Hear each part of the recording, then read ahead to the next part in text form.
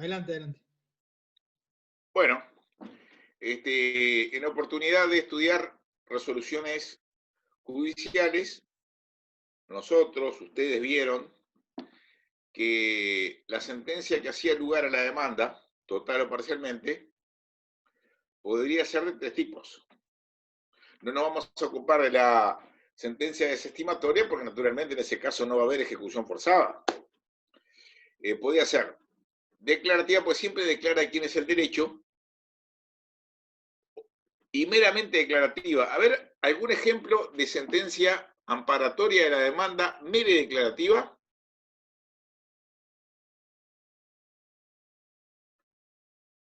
Por ejemplo, la que declara que fulano de tal adquirió por el modo prescripción adquisitiva el dominio de tal bien. Bueno, hay menester alguna actividad ulterior, lo que Arlas, en el tomo 4 del curso del instituto, llamaba una ejecución forzada impropia, pero no es una ejecución forzada. Simplemente escribir en el registro esa sentencia. ¿Para qué? Para que mañana, si nosotros obtenemos información, aparece que el doctor Alejandro Santistefan es el titular dominial de ese bien, porque antes aparecía el anterior. Bien. Una sentencia puede ser declarativa, pero además constitutiva. Constitutiva se dice cuando crea un estado jurídico nuevo. A ver, un ejemplo. Por ejemplo, el divorcio, Muy bien, que ahí está cuando ese creando. lugar, muy bien, crea un estado jurídico nuevo. ¿Cuál es el estado jurídico nuevo? ¿Cuál es el quid novum? Como se dice en latín. A ver, Antonella, dime, ¿cuál es el estado jurídico nuevo que crea? Es importante. Estado civil. Claro, el estado civil nuevo. Eran casados y pasan a ser divorciados. Y les hago una pregunta que ya no quiero irme demasiado de tema. Supónganse que están en plazo para apelar. ¿La sentencia está firme o no está firme?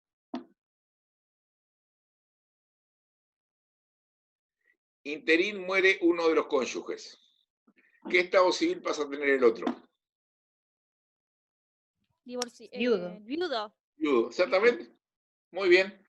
Pero hay un tercer tipo de sentencias, que son las sentencias declarativas, pero además de condena. Cuando pensamos en sentencia de condena, siempre instintivamente, intuitivamente, pensamos en condenas penales. No, acá son condenas civiles. Estamos ocupándonos del proceso civil. Una sentencia de condena en este ámbito es aquella que ordena una prestación, que puede ser de dar, y a su vez, esto es muy importante para el código, la obligación de dar puede ser de dar suma de dinero o de dar cosa distinta de dinero.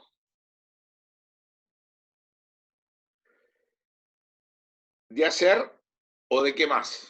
Alguno que haya visto obligaciones. Lamentablemente este nuevo plan es un poquito...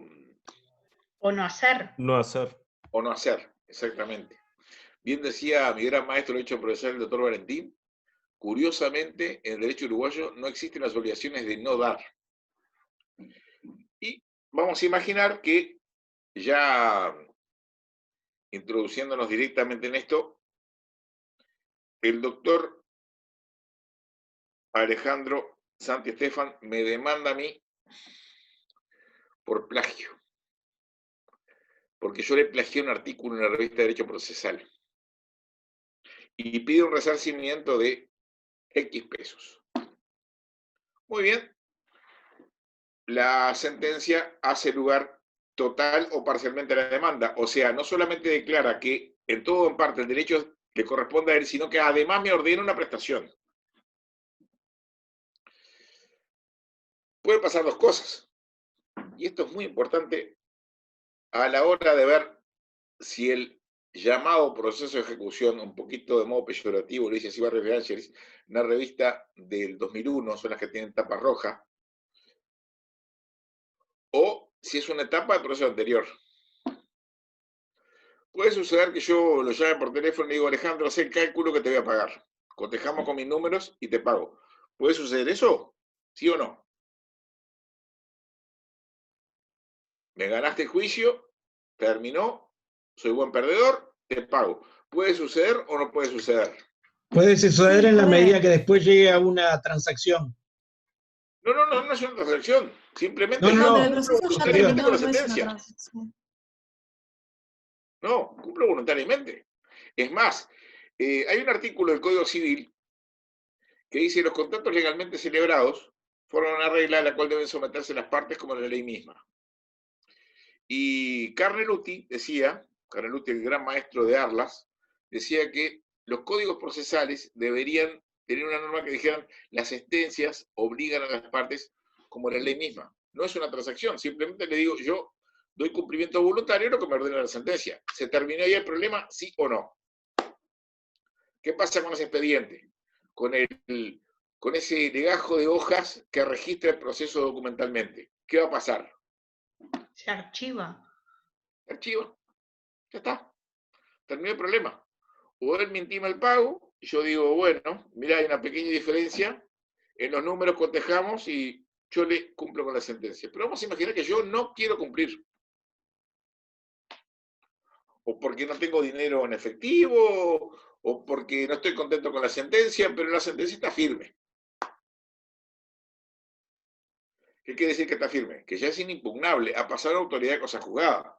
¿Se acuerdan de lo que era la cosa juzgada?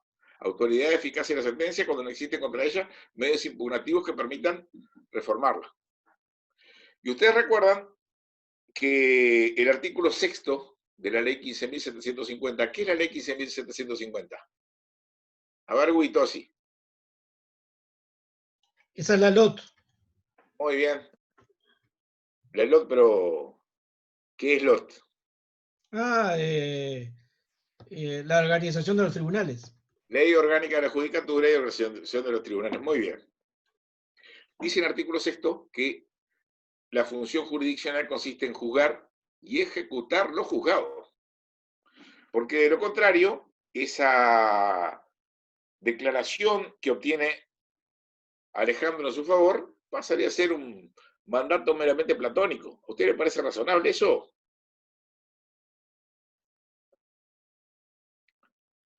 ¿Se requiere algo más ahora para que él pueda hacerse de esos $5.000 para utilizar el número redondito a que me condenó el juez? ¿Sí o no? Hacerlo ejecutar. Exactamente. Vamos a entrar en la fase de la ejecución forzada para utilizar una nomenclatura que cultura en los fundamentos de un libro. En eso se basa en el concepto de jurisdicción. No Claro, es que dice que es juzgar, y ahí es yo lo tomé así, como que lo compara con la parte de la etapa de conocimiento, y después la otra parte es el del concepto de jurisdicción, es hacer ejecutar lo juzgado. Ahí lo comparo, digo, yo lo tomo de esa manera, de la etapa de ejecución. claro. Viene por ahí. Es lo que se llama el título de ejecución. No, ese es un presupuesto. No hay que confundir el concepto con los presupuestos. Venimos bien, Marta, pero vamos suave. Piano, piano, balontano, fuerte, fuerte, va la muerte. Aclaro que no tengo sangre italiana. La patrona sí, pero yo no. Entonces, se requiere algo más. Y el Código General del Proceso dedica, dentro del libro 2, que es el desarrollo de los procesos, todo un título referido al proceso de ejecución. Vean lo que dice el código. En un tema que quiero tocar al menos someramente, lo remito porque le va a servir para el curso del año que viene. El año que viene no, el próximo semestre. Ya estamos en la época de los campeonatos chicos. Digo en cuanto a la extensión, pero afortunadamente este curso se ha venido llevando muy bien, gracias al doctor Santi Stefani y a mis compañeros, no me incluyo. Bien. El primer tema que se plantea es si la ejecución forzada, que se da para el caso en que el condenado no cumpla voluntariamente, ¿es una etapa del proceso anterior o es un nuevo proceso? Bueno, y al respecto, Tarigo hace un buen raconto de las posiciones. Primero la posición de Couture, quien, como bien decía Santiago, se lo llama el maestro de todos, como a Chiovenda se lo llama en Italia. Dice en su fundamento, su célebre fundamento, estoy de acuerdo completamente con él, es un libro que, para los que sean abogados en el futuro, no puede faltar en la cartera de la dama, ni en el bolsillo del caballero, los fundamentos del derecho procesal civil. No es un libro de texto, es un libro de consultas para el futuro, pero sí vayan armándose su biblioteca jurídica. Él dice que el proceso de conocimiento básicamente es más con el decidir y el proceso de ejecución es más con el obrar, ¿no? Sí, viene por ahí. Pero Couture no habla de proceso de ejecución. Dice que la ejecución forzada es la última parte de este largo itinerario. Sería parte del proceso de conocimiento que lo antecedió. En el proceso de conocimiento, lo que tiene que forjarse es la convicción de quién tiene la razón. Y en función de eso condena. Si condena y no hay cumplimiento voluntario, se pasa a la ejecución forzada. La última parte de ese proceso de conocimiento, según Couture y según Arlas también, Arlas toca este tema en el tomo 4 del curso de Derecho Procesal del Instituto, ojo que está de acuerdo al CPC, sería una etapa del proceso de conocimiento anterior, la última etapa. ¿Qué sucede? Una posición bastante original de Barrios de Angelis que se remonta a su teoría del proceso, que es un libro muy críptico, pero con conceptos muy buenos. Más aborda mucho la doctrina alemana. Y Tarigo, en esa diatriba, en esa inquina, en esa lucha que proviene de la inquina que se tuvieron inveteradamente Barrios de Angelis y Tarigo, dice que en lugar de explicar bien cómo es el fenómeno, ha preferido, como dicen los españoles, rizar el rizo. Dice Barrios de Angelis, y he seguido en estas playas por su epígono. ¿Saben lo que es epígono? El que sigue los pasos de otro. A Valoriu, también por Valentín, también sostenía lo mismo el difunto profesor Gonzalo Uriarte Audi, que en realidad plantea al revés el tema. Es una nueva etapa. Pero entiende Barrios de Angelis y todos sus seguidores que todo proceso que contenga una pretensión de condena, por ejemplo, cuando Alejandro me demanda a resarcirle X pesos por competencia desleal, o por ejemplo, cuando yo lo demando a Santiago para que se demuele una pared que me está molestando, o por ejemplo, cuando mi señora me demanda que el juez me ordene dejar de escuchar los Beatles a todo vapor en medio de la madrugada, ¿me puede demandar mi señora, sí o no? Todavía no estamos casados. Pero casos cuando el proceso contiene una pretensión de condena y la pretensión se esboza ¿dónde? ¿En qué acto procesal?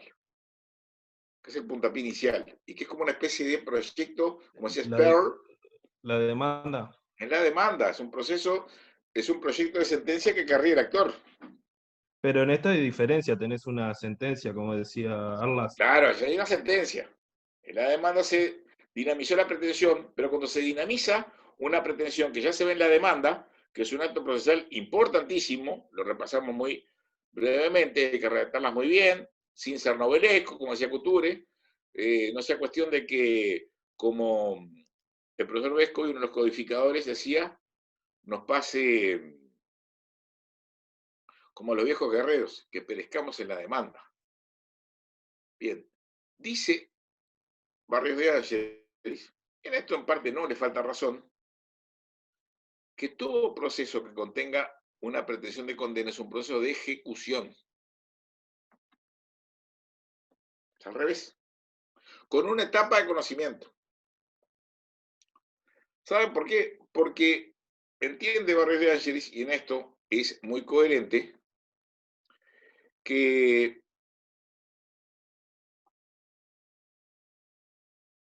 lo que importa es el fin último, es erradicar la insatisfacción jurídica. A ver, alguno que recuerde qué es la insatisfacción jurídica, esa expresión tan crítica, pero que en realidad se explica muy fácilmente. ¿Qué es? Es la discordancia entre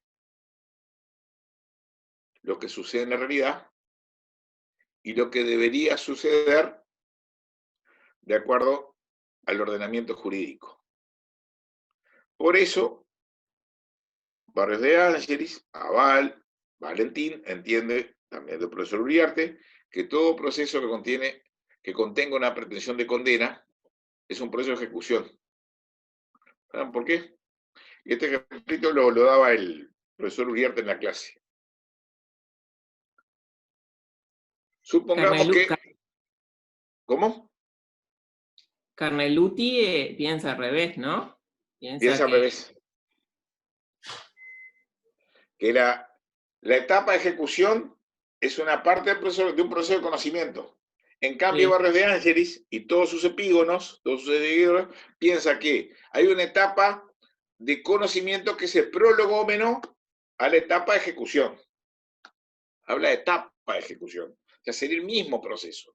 Incluso dice que por razones prácticas, si uno va al juzgado, van a ver que es todo en el mismo expediente. Algunos mandan formar una pieza separada, que es un expedientillo separado, pero que se une por cordón. ¿Es un presupuesto? Ya no piano. Ya no piano. Bien, ¿qué sucede? Cuando Alejandro ve conjurada su insatisfacción jurídica, cuando el juez dicta la sentencia o cuando en el bolsillo de él o en la cuenta bancaria están los $5.000 depositados. ¿Cuándo? Cuando le deposita. Muy bien, cuando el ser se da cuál debe ser. Cuando él se hace esos $5.000. Por eso, como entiende Barrios de Ángeles que lo que importa es el fin último, y ahí la anécdota muy graciosa que hacía, no digo graciosa en el sentido peyorativo, fin último, todo proceso donde se contenga una pretensión de condena es un proceso de ejecución que tiene como prologómeno, como etapa anterior, una etapa de conocimiento. Bien, en cambio, Tarigo y gran parte de la doctrina nacional se le llama, pero no en sentido peyorativo, doctrina tradicional, Tarigo, Vescovi, Moretti, Piera, si mal no recuerdo, opinan que el proceso de ejecución es un proceso autónomo, separado y distinto del proceso de conocimiento que lo antecedió. Y largamente ha sostenido esto. Y si ustedes leen la primera parte del tomo 3 de Tarigo, van a ver que él reivindica eso, que incluso hay un libro en homenaje a Vescovi, donde el artículo se intitula Reivindicación de la autonomía del proceso de ejecución en el derecho uruguayo. Es un proceso autónomo, separado y distinto. Y una razón, después lean las otras razones que goza Tarigo, porque si no excederíamos muchísimo el marco de un curso de grado y más de procesar primero. La primera razón, ¿cómo la denomina el código? ¿Etapa de ejecución o proceso de ejecución? ¿Tiene el código por ahí, hermano? Proceso. Con la 19.090 cambió, solamente es proceso, no etapa. No, siempre fue. Siempre fue proceso de ejecución. Y dice Tarigo, no es que yo sea como George Rand, que decía, yo no enseño derecho civil, enseño el Código de Napoleón. Pero por algo el código lo llama proceso de ejecución. Y hay una norma atributiva de competencia, simplemente se los hago a título ejemplificatorio, después amplíen el que tenga ganas. Dice que para entender en la etapa de ejecución, acá se entrevera un poquito el legislador, pero no importa, no me cambia el concepto, va a ser competente el mismo tribunal que entendió en qué. En primera instancia. instancia. Conocimiento anterior. La primera instancia. En la primera instancia. Muy bien, Marta. Pues puede haber una instancia, una segunda instancia en apelaciones y una instancia de casación.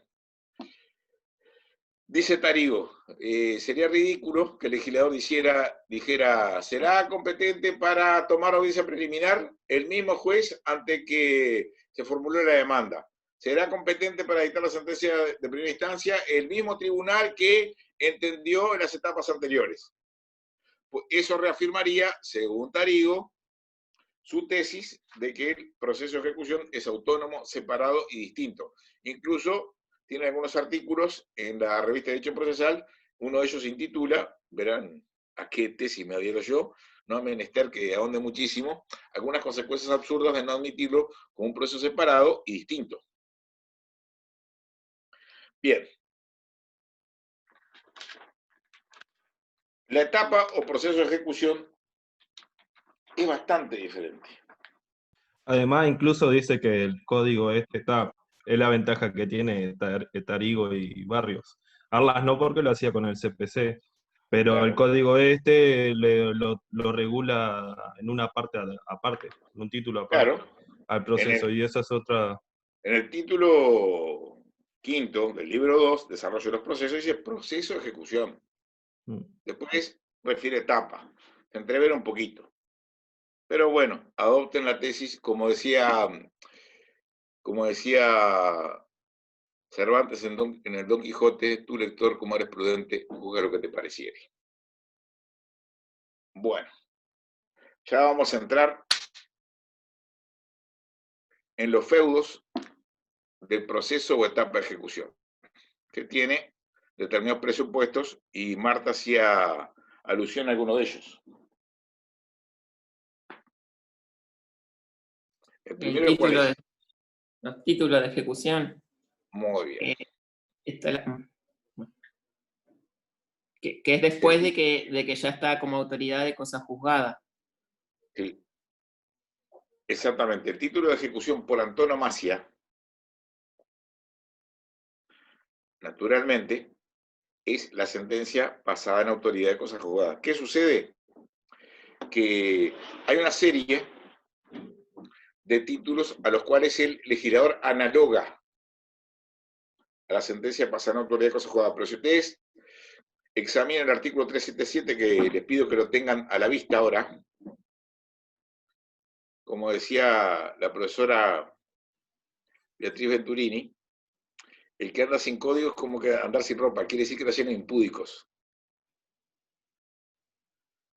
El 377 primero tiene una cápite, que es muy importante, y después elenca títulos de ejecución que no solamente contienen 6 títulos de ejecución, que no solamente contienen a la sentencia pasada en autoridad de cosa juzgada, sino que además refiere a qué? A transacciones, a laudos arbitrales, Sí. convenios y crédito prendario en cripto. Bueno, muy bien. Yo sobre esto quiero hacer una digresión. Y es muy importante. Porque incluso a jueces los he visto en audiencias cometer este error. Título de ejecución, que es el que habilita, que es la tarjeta de entrada que nos permite atravesar el umbral del proceso de etapa de ejecución, es una cosa distinta que el título ejecutivo. ¿Se animan a anotar ahí? Título de ejecución no es lo mismo que título ejecutivo. Título ejecutivo, lo van a ver en el curso del año que viene, llamémoslo así, es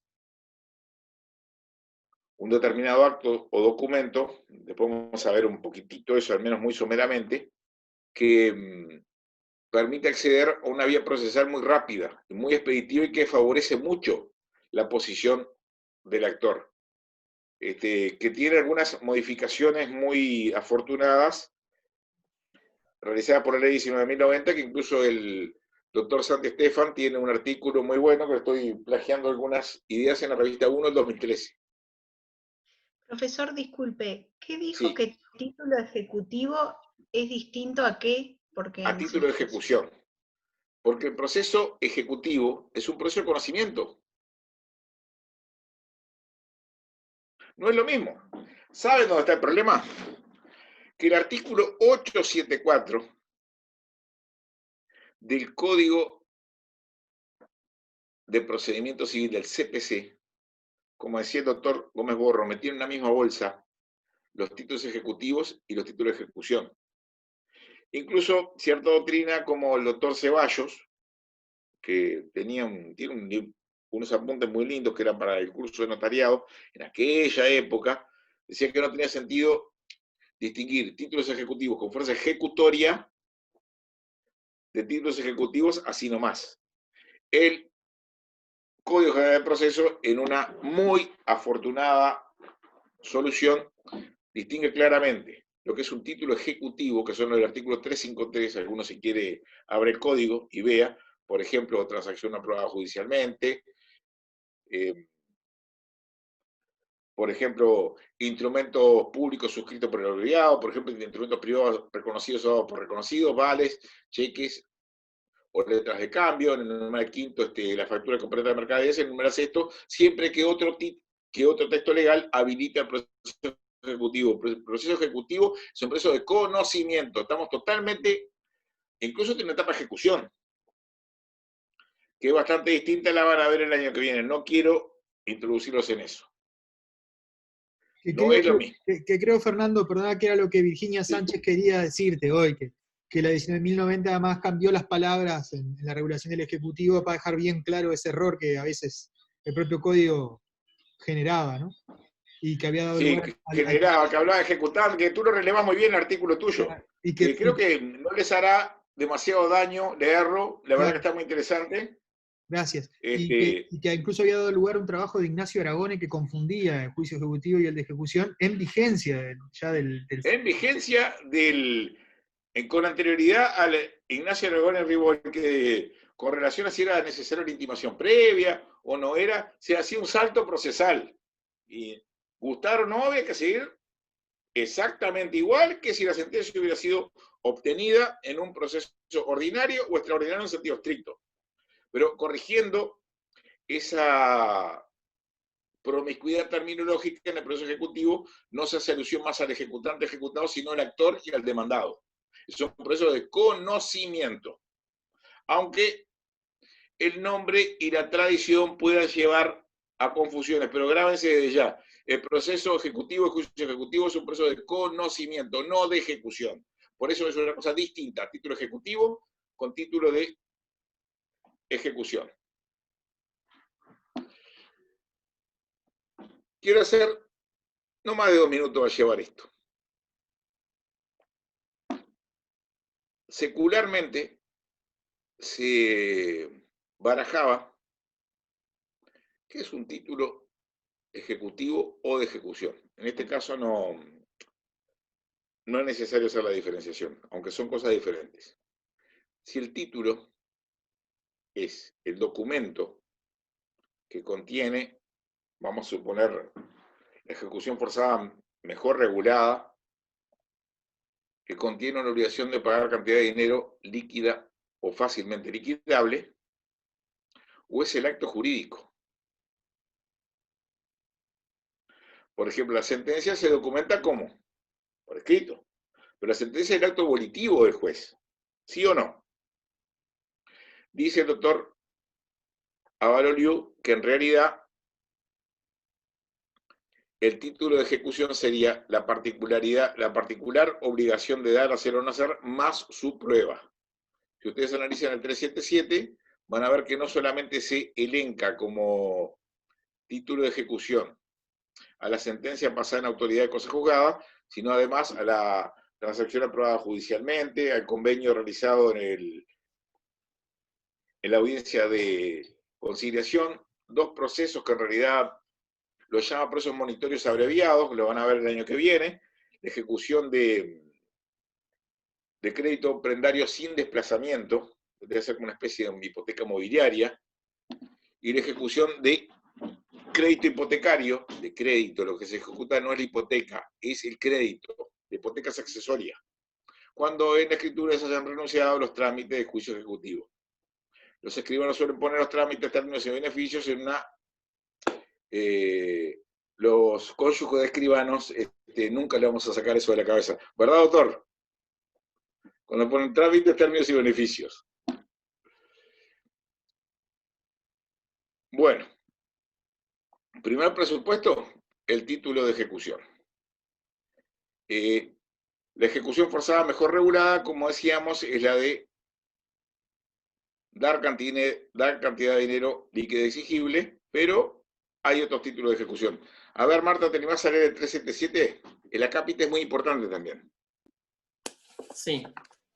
Procede la ejecución en vía de apremio cuando se pida en virtud de los siguientes títulos, siempre que traigan aparejada la obligación de pagar cantidad de dinero líquida o fácilmente liquidable y exigible. Número 1. Sentencia pasada en autoridad de cosa juzgada. La ejecución corresponderá una vez que quede firme la sentencia, transcurrido el plazo o cumplida la condición que se hubiera establecido, sin perjuicio de la ejecución provisoria en el caso de los artículos 260 y 275. 2. Crédito hipotecario inscripto en cuya escritura el deudor haya renunciado a los trámites del juicio ejecutivo. El crédito hipotecario para vivienda se regirá por la normativa especial vigente y sus modificativas. 3. Crédito prendario inscripto. 4. Laudo arbitral no pendiente de recurso de nulidad. 5. Transacción aprobada judicialmente. 6. Convenio celebrado en el acto de la conciliación judicial o administrativa legalmente equiparada a la primera, tales como en materia laboral y en materia de derechos del consumidor. En el caso de los numerales 2 y 3, el título se conformará por la documentación de la cual resulten el crédito principal y la garantía real, y se regirá en cuanto a su ejecución por las normas atinentes a esta última.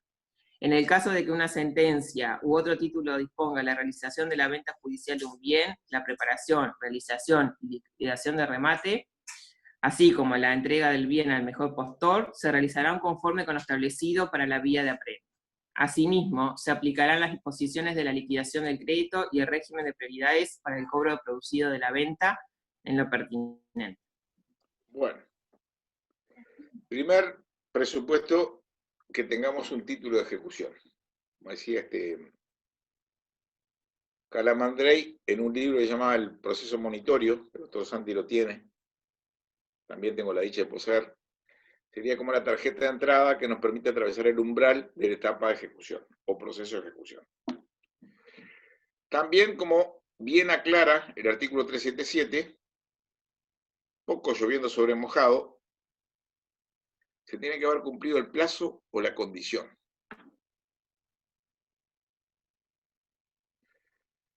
Es un poco tautológico. Tautología significa decir dos veces.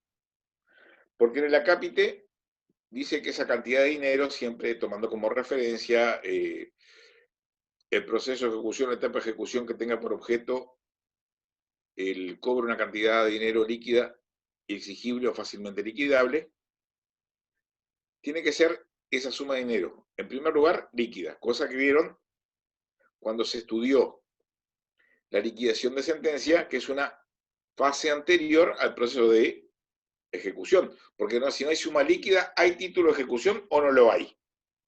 Si no hay suma líquida. Vean el acápite.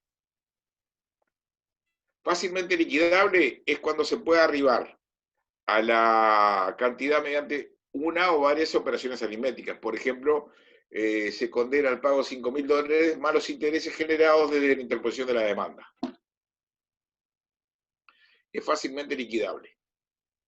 En primer lugar, tiene que haber una cantidad de dinero líquida o fácilmente liquidable. Y además tiene que ser exigible. Porque, ¿cuándo es exigible? Cuando el acreedor está en condiciones de reclamar el cumplimiento. Y para eso, según el Código Civil y también el Código de Comercio, se tiene que haber cumplido el plazo suspensivo o la condición suspensiva. Vamos a imaginar que Alejandro me demanda, llegamos a la audiencia y un juez muy conciliador dice, bueno, ya que son tan amigos, ¿por qué no arreglan? Tiene razón. Alejandro, $5.000 dentro de un mes, dale. y ahí terminó la etapa de conocimiento. ¿Estamos de acuerdo? Por un modo extraordinario de concluir el proceso, que es ¿la qué? Transacción. Muy bien, la transacción.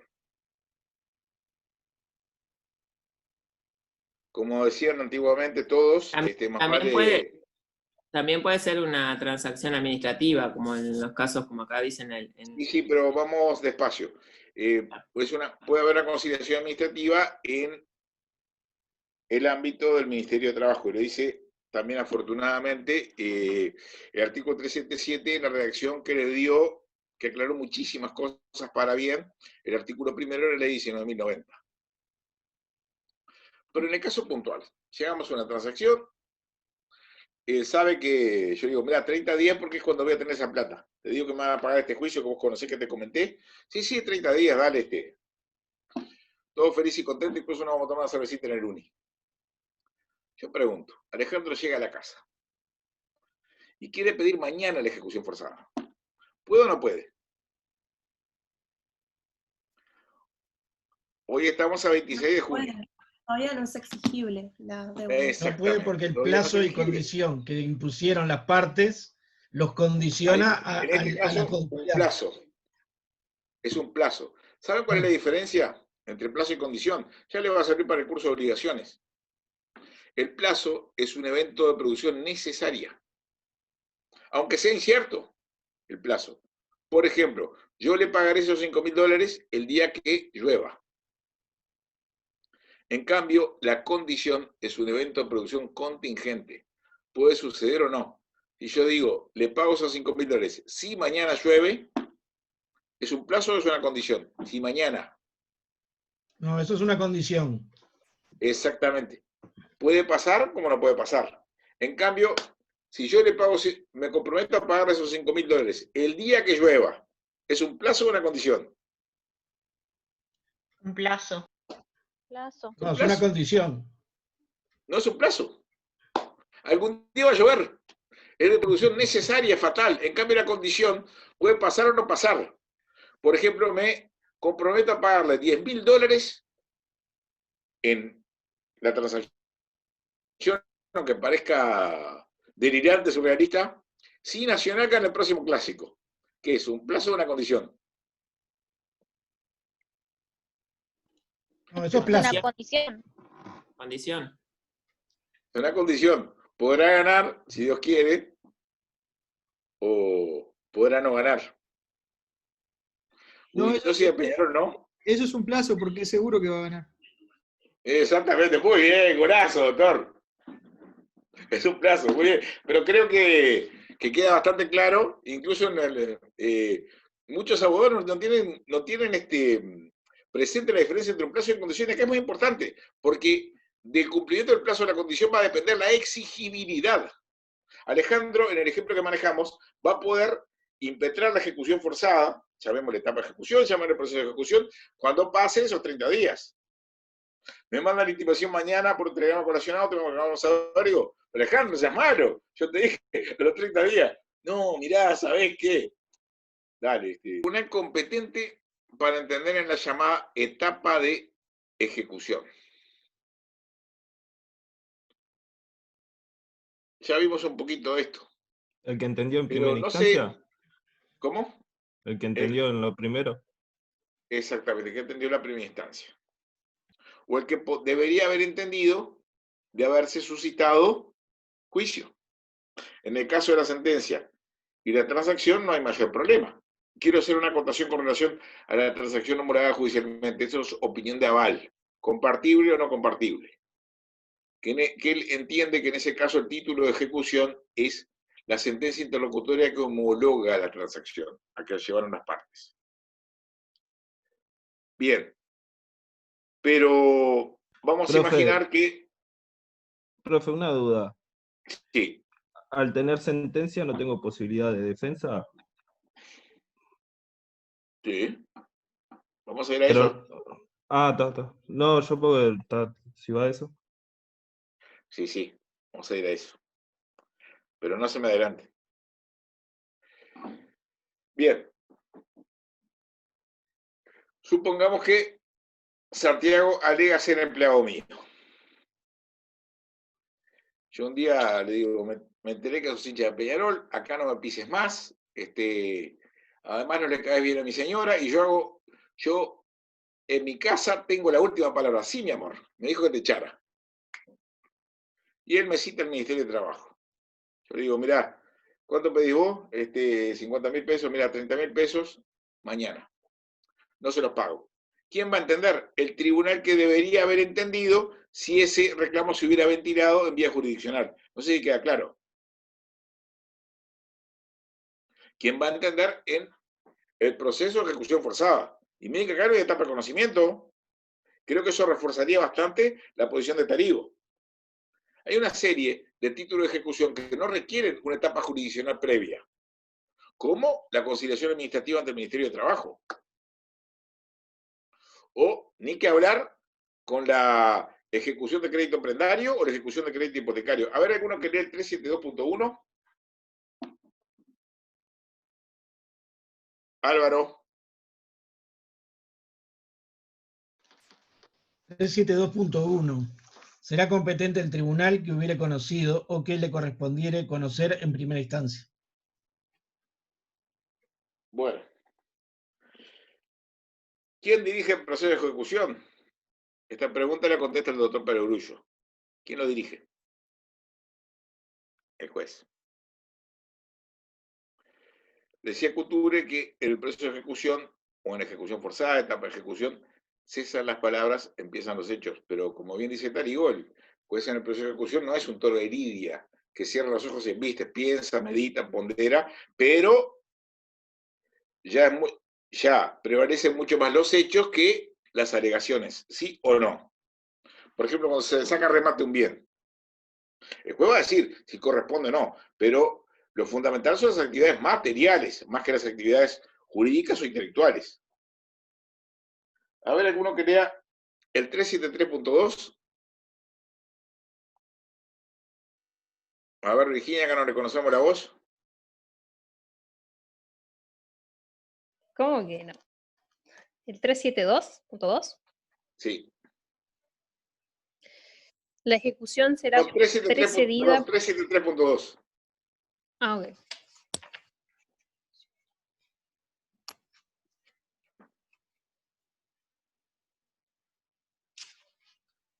El tribunal dirigirá el procedimiento con plena autoridad y adoptará todas las medidas necesarias al efecto. Las partes actuarán en plano de igualdad, pero limitándose exclusivamente al control del cumplimiento de lo previsto en el título conforme con la ley. O sea que, más bien se encamina a hacer ser lo que debe ser, no declara lo que debe ser. Y acá hay algo muy importante. Como bien dice el doctor Valentín, hay un subsistema de las notificaciones a domicilio. Nosotros cuando estudiamos notificación en la función de comunicación, información, vimos que en materia civil, proceso civil es el no penal. Van a ver el año que viene que en materia penal se invierte. El principio general es el de las notificaciones a domicilio o en la oficina. ¿A domicilio? En la oficina. En la oficina. Muy bien. Según el artículo 76. ¿Qué resoluciones se notifican? Todas. Pero el artículo 87 establece excepciones a la regla, elencando aquellas resoluciones que se notifican a domicilio. ¿Pero qué sucede? El artículo 11 establece una válvula de escape. Mejor dicho, el inciso 11 del artículo 87 dice que también se notificarán a domicilio aquellas resoluciones que el tribunal entienda por su trascendencia.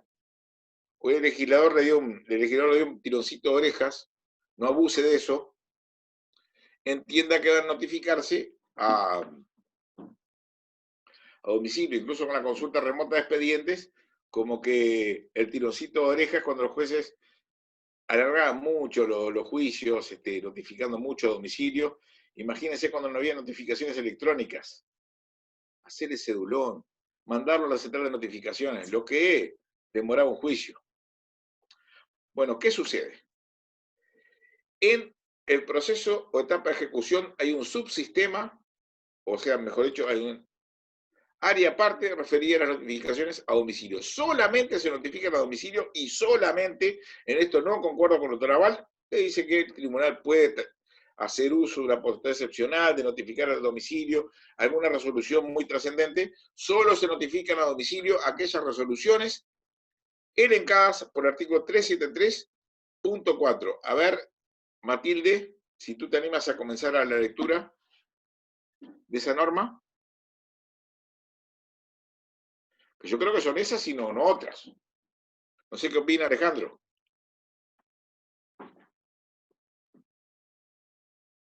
Pero ¿y el inciso 11, el 87, lo consideras inaplicable? Yo lo considero inaplicable. Ojo, yo lo considero, en esto concuerdo con Gabriel Valentín, porque por algo dice que se notificarán estas. Porque si no estaríamos lloviendo sobre mojado. La verdad que sí, que no lo tengo tan claro. Si soy el que hay que notificar, creo que voy por el 87. El doctor Santi Estefan es más garantista. De pronto mañana, en un rato ya por ejemplo, un incidente de nulidad por indefensión, como que es un poco, forman una pieza separada aparte, como que es un poco bastante injusto. Y como decía Couture, cuando encuentres, creo que en el mandamiento número 4, un conflicto entre el derecho y la justicia, opta por la justicia. Me parece que la posición del doctor Santi Estefan, que coincide con Aval, obedece a razones de muy buen sentido. Y por ser hincha de Nacional, le voy a decir que me convenció. Bueno, a ver, Matilde.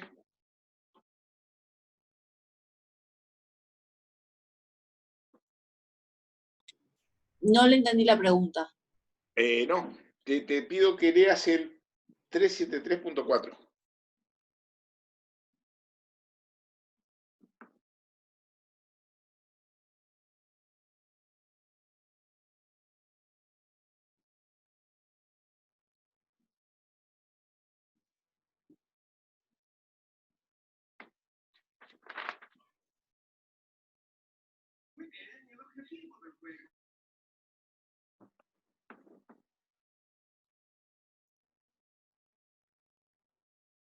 No se escucha el micrófono. El micrófono.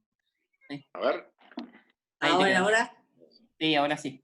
Únicamente se notificará a domicilio a las partes y eventualmente a los demás sujetos que correspondiere a el auto que hace lugar a la ejecución, b, la adopción de una medida cautelar o su sustitución o modificación o solicitud de ejecución, o solicitud del ejecutante una vez cumplida, c, el levantamiento de una medida cautelar solicitando por el ejecutado o un tercero, d, el traslado de la petición que no fuera de ejecutante respecto al cese, modificación o sustitución de la medida cautelar, el auto que dispone el remate a los acreedores prioritarios, artículo 384.5, y a los demás sujetos que surjan del informe previsto en el literal D del artículo 484.3, F, el auto de aprobación de remate, G, el auto que dé traslado a una tercería prevista por el artículo 335, y ahí terminó. Bien. Analicen después en el tomo 8 Aval, está muy bien explicadito. También hay un libro muy lindo del doctor Valentín que se llama La reforma del CGP, por la ley 19.090, donde se comentan muy bien cada una de estas resoluciones. Ahí lo que me hace dudar es el únicamente. El tema que, volviendo a lo que es discutible, hay resoluciones muy importantes, que el buen sentido, la justicia, incluso la lógica, indican que deban notificarse a domicilio. Vamos a imaginar que, como ha pasado de vez en cuando, yo soy el rey de la chicana.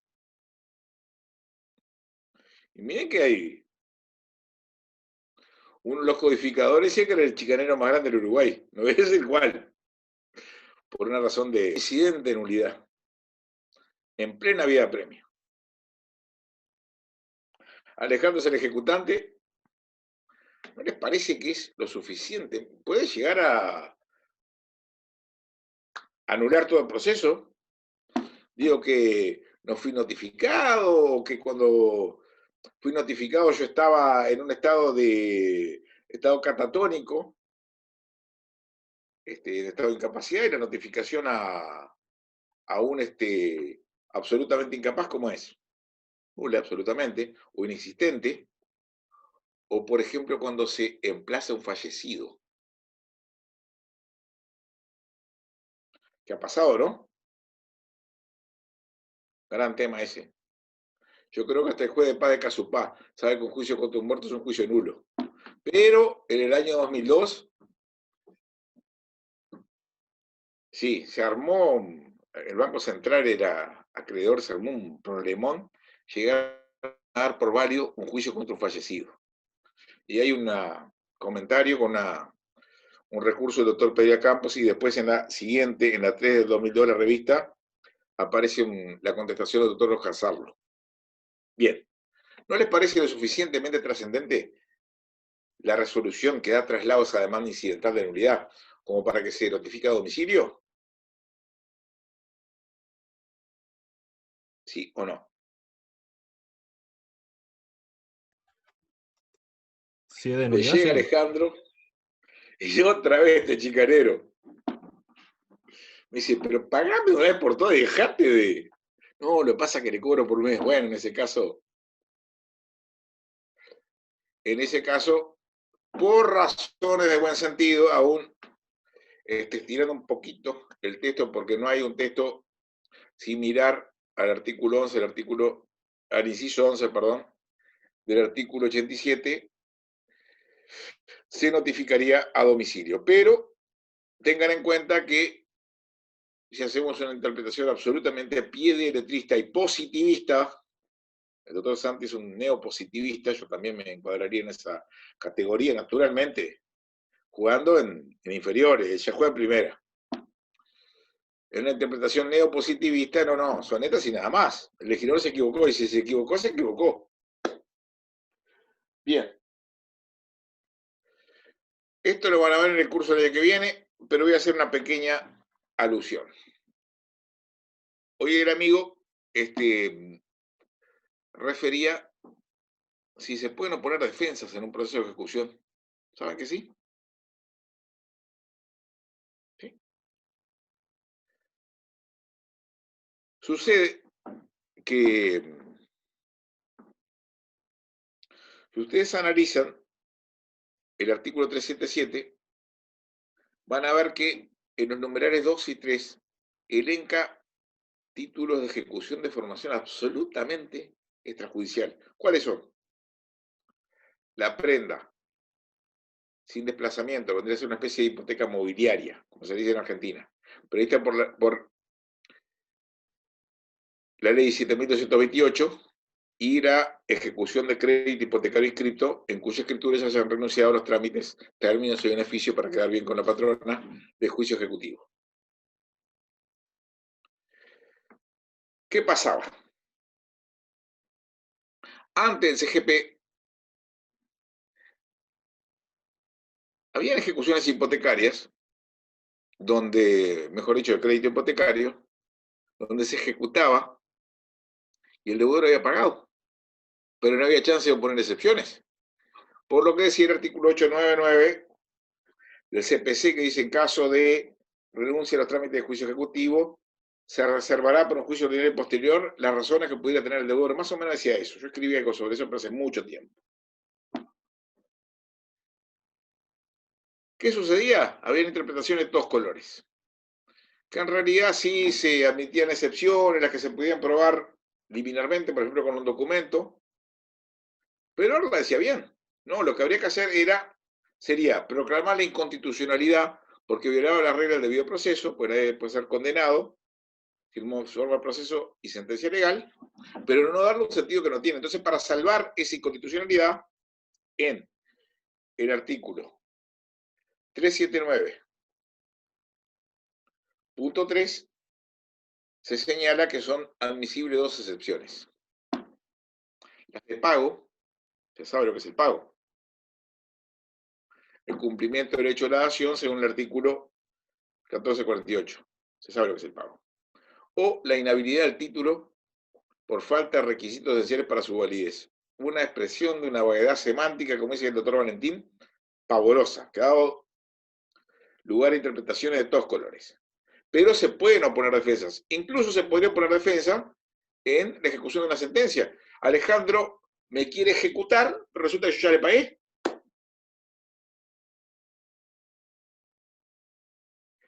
Y quería hacer alusión también. Bueno, pero ¿no pasa a ser un proceso de conocimiento? Digo, si otra vez no vuelve, en vez de ser proceso de ejecución en ese caso, ¿no es un proceso de conocimiento?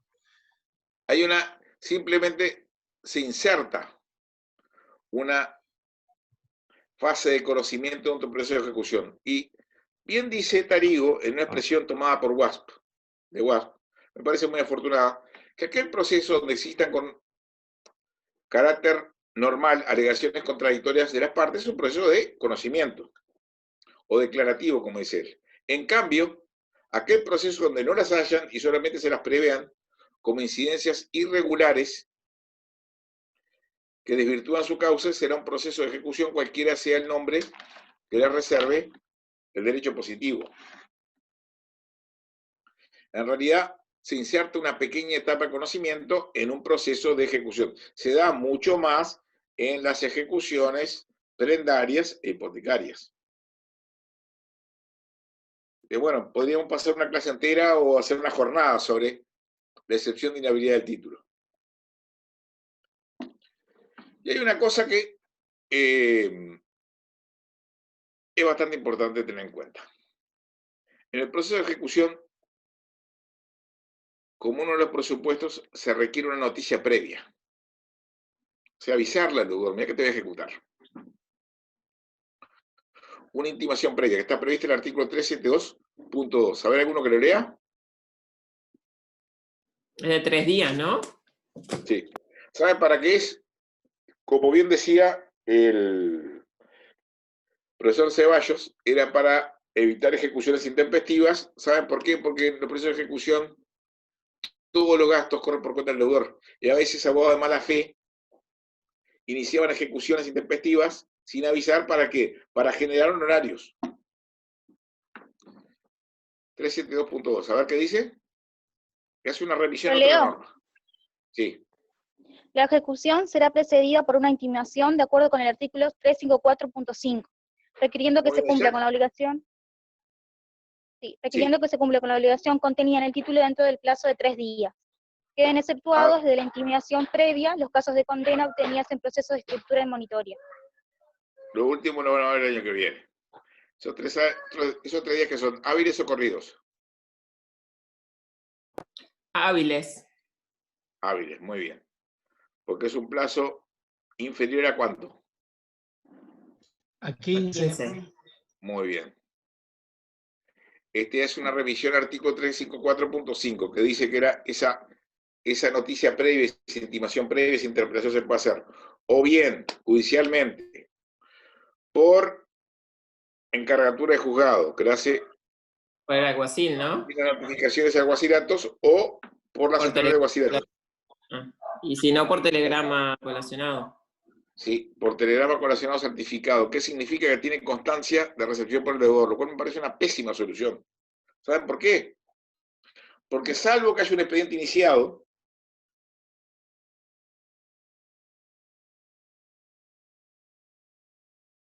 no se escucha porque está el micrófono apagado.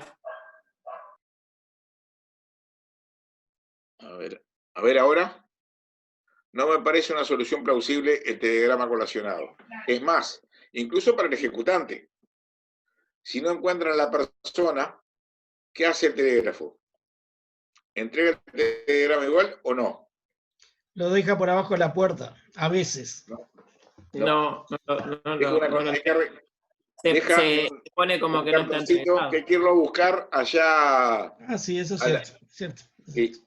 En cambio, si es un cedulón, ¿qué pasa? Lo deja por abajo de la puerta y a otra cosa mariposa. También hay un presupuesto, para ir terminando con esto, que es un tema muy complejo, que dice el doctor Aval, concuerda el doctor Valentín, concuerda el doctor Santi, concuerda el doctor Urquhart, que si se trata de un contrato bilateral es aquel que impone a ambas partes obligaciones recíprocas, como una transacción que pueda tener obligaciones recíprocas. En realidad, la transacción es un contrato bilateral. Se tiene que haber cumplido con la obligación a cargo del ejecutante. Vamos a imaginar. Vamos a cambiar un poquito el ejemplo. En ese juicio,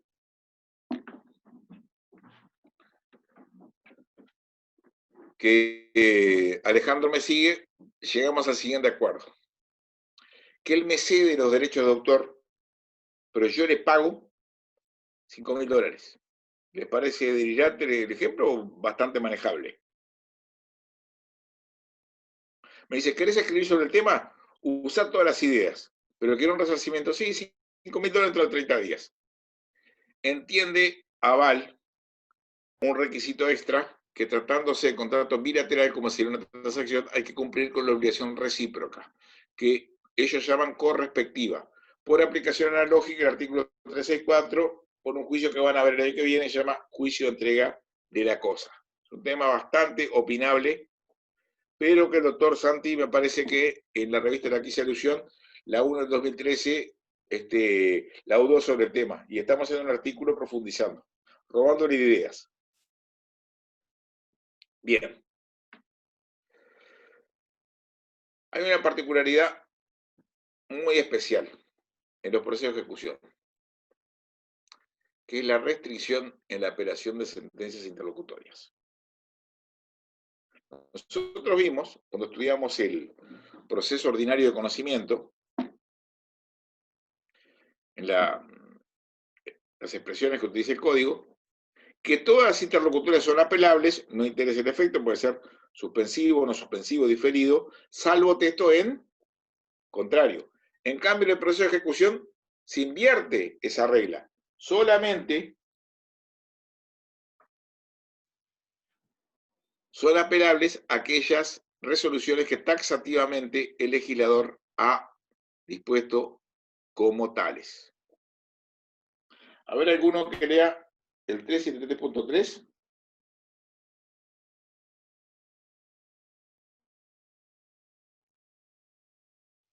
Todas las resoluciones pronunciadas en el proceso de ejecución, salvo que expresamente se disponga otra cosa, serán inapelables. Esta regla será aplicable tanto a las personas como a todos los demás sujetos que intervengan en el proceso. O sea que acá se va siempre por el recurso de ampliación o reposición, ¿no? Recurso de reposición admiten todas. Y recurso de aclaración y ampliación también. Que no son lo mismo la aclaración que la ampliación. Incluso no me quiero ir mucho de tema, pero me estoy yendo, que yo entiendo que la aclaración y la ampliación no son verdaderos recursos, sino que son etapas en la génesis lógica de la resolución. Pero es salir otro costal. Admiten todos recursos de reposición, aclaración y ampliación. Pero solamente son apelables aquellas que el legislador ha elencado como tales. O sea, se invierte el principio que habíamos visto a los efectos del proceso ordinario de conocimiento. Y el 393 dice que las que se dejan apelar van a ser sin efecto suspensivo. Depende cuál. Depende cuál. Hay que ir despacito y por las piedras.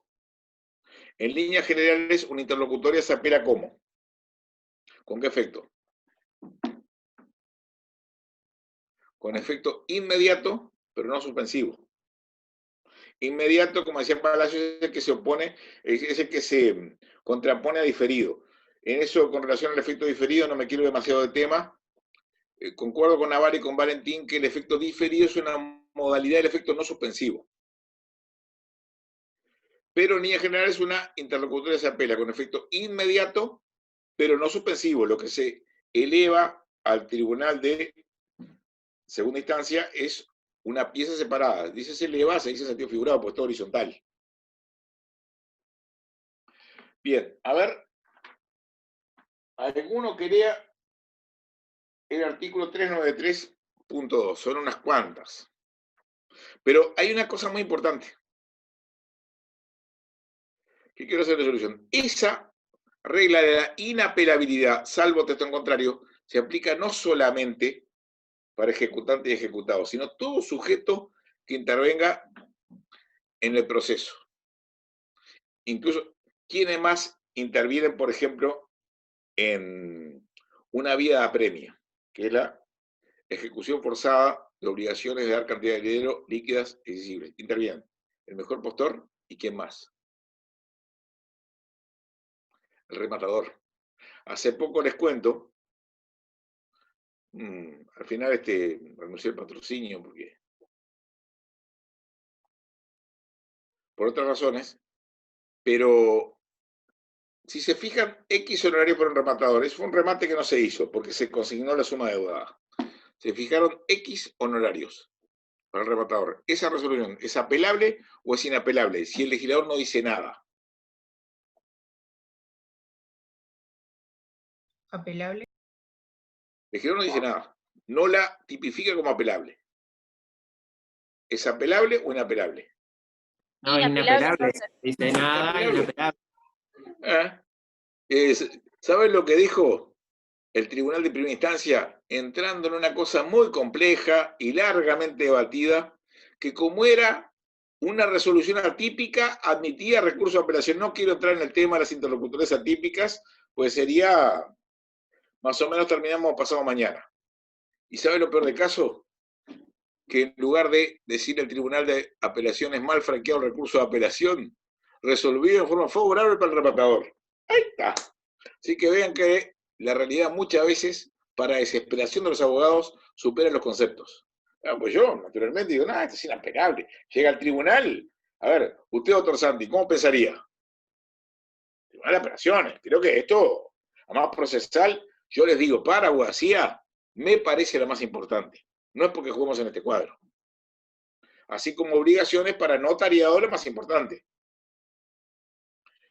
Bien, solamente son apelables y esta regla rige para todos los sujetos que intervengan, aunque no sean ejecutantes y ejecutados, aquellas elencadas por el 393.2. A ver, alguno que tenga paciencia y vaya leyendo una por una. A ver, ¿algún varón? Leo. Sí, Lea. El recurso de apelación solo procederá en los casos expresamente previstos en este capítulo. Artículo 3784, 3793, 379.4 y 380.4. Y contra la sentencia siguiente. 1. La sentencia que rechace liminarmente la pretensión de ejecución y cualquier otra sentencia interlocutoria que ponga fin al proceso de conformidad con el artículo 254 con efecto suspensivo. ¿Vieron? ¿Sigo? Efecto suspensivo. Con En efecto realidad, suspensivo. con efecto Dice. suspensivo. Sí. Les pongo un ejemplito. El doctor Santi demanda la ejecución forzada de esa sentencia. Habíamos pactado 30 días. Al tercer día. ¿Qué tiene que hacer el tribunal? No se cumplió el plazo. No es exigible. Tiene que rechazarla de plano. Y esa apelación que puede eventualmente interponer él es con efecto suspensivo. En realidad no hay nada que suspender. Pero la tipifican con efecto suspensivo. Bien, ¿cómo sigue el artículo? 2. La sentencia interlocutoria que no haga lugar sustituya o levante una medida cautelar con efecto suspensivo en los casos primero y tercero y sin efecto suspensivo en el segundo. Bien, el análisis de esa norma la dejamos para el curso que viene. A ver, ¿qué más? 3. La sentencia interlocutoria que deniegue el diligenciamiento de prueba con efecto diferido. 4. La sentencia definitiva con efecto suspensivo. 5. La sentencia interlocutoria que resuelve las tercerías de conformidad con lo dispuesto por el artículo 335 y termina el artículo. Bueno, hay más. Vamos a imaginar que estamos, como dice el doctor Abar, en un proceso monitorio abreviado. una ejecución de crédito hipotecario con renuncia a los trámites, términos y beneficios del juicio ejecutivo, que es donde más se ve que se opongan defensas, dice el artículo 379.2. Las únicas defensas admisibles son pago o inhabilidad del título por falta de los requisitos esenciales para la validez. Vamos a imaginar que el ejecutado, acá sí hablamos de ejecutante ejecutado, opone la excepción de inhabilidad del título. Siempre, les digo para que vayan a ser chicaneros, el abogado mala fe se cuidará siempre, como decía Teiteron, de oponer alguna admisible, porque ordena el juez ¿qué? A sustanciarla. Bueno, vamos a imaginar que yo soy un juez bastante estricto y me opone la prescripción, diciendo que eso es inhabilidad de título. No, yo entiendo que no es, incluso hace muchos años que vimos algo sobre eso, eso no encarta dentro de la inhabilidad del título, la rechazo de plano, esa excepción. Esa sentencia, según el 379.3, es apelable y acá la ley 19.090 resolvió un problema. Es apelable sin efecto suspensivo, porque Teitelon, por ejemplo, entendía que era apelable con efecto suspensivo porque ponía fin al proceso, su etapa de conocimiento que se insertaba y así imposible su continuación. Vamos a imaginar que ahora es el inverso. El doctor Santi es el abogado ejecutado y el ejecutor le pagó todo al banco. Pero yo me la juego, no se va a defender. Vamos a rematar este bien. Y él me pone la excepción de pago. Incluso adiantó los recibos. ¿Y citan como testigo al gerente para reforzar? Sí, efectivamente. ¿Y piden información a toda la contabilidad del banco? Sí, efectivamente fue pago ese crédito hipotecario. Simplemente nos hizo el trámite de cancelación de hipoteca. Nada más. ¿Qué tiene que hacer el juez en ese caso? ¿Amparar la excepción o desestimarla? Probó efectivamente que pagó. A ver, si ustedes son jueces. Es una de las dos excepciones admisibles. Pago, univertito. Opuso pago y probó. Entiende el juez de primera instancia que probó. ¿Qué tiene que hacer? Amparar la excepción, levantar el embargo. Y dice acá, no pasó nada, o es como si no hubiera pasado nada, o tiene que rechazar la excepción y decir, sí hace con la ejecución. ¿Qué tiene que hacer el juez? Ampara la excepción. Ampara la excepción, muy bien. Y esa sentencia, amparando o desestimando la excepción que introduce una pequeña etapa de conocimiento en un proceso de ejecución, es apelable con efecto suspensivo. Bien, hay otra más, pero es importante retener que en el proceso de ejecución solamente son apelables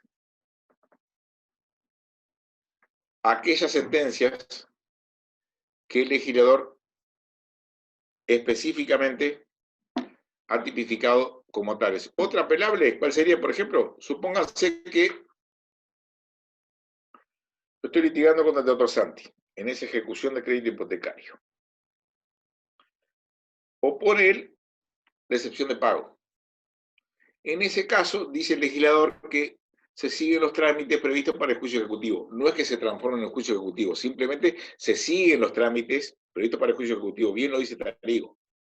Me han trasladado a mí por plazo de 6 días y después se convoca audiencia preliminar. ¿Sí? Como se dice, muy a grosso modo, pero no de modo desacertado, quizá no demasiado, se ordinariza el proceso. Se convoca audiencia ¿cómo?